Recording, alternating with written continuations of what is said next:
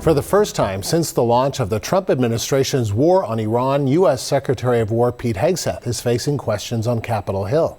Some of that questioning has been fierce, challenging the cost and the strategy of this war fought without the formal approval of Congress. The CBC's Willie Lowry is in Washington on the sparring that's taking place.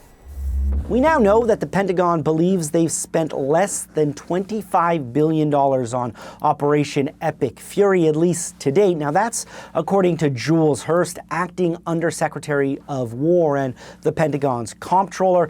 That number was on the low end of a lot of estimates, some of which suggested that the U.S. was spending up to $1 billion a day.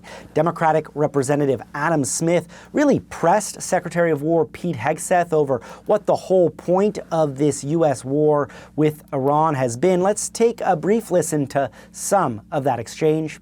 We had to start this war, you just said, 60 days ago, because the nuclear weapon was an imminent threat.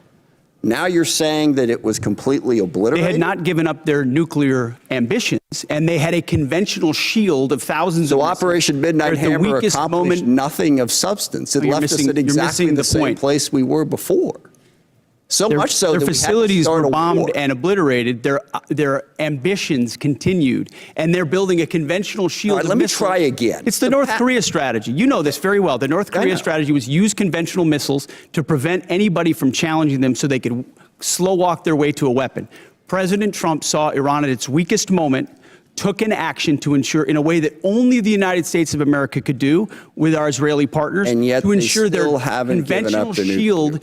And Hegseth repeatedly defended Operation Epic Fury, often challenging lawmakers and asking them whether there was a price tag that they would put on ensuring that Iran never obtain a nuclear weapon. Hegseth and General Dan Caine, chair of the Joint Chiefs of Staff, also defended the Pentagon's $1.5 trillion budget request for 2027. Now, that is a number that is significantly higher than this year's budget, which already dwarfs the second biggest defense budget in the world, which is China's.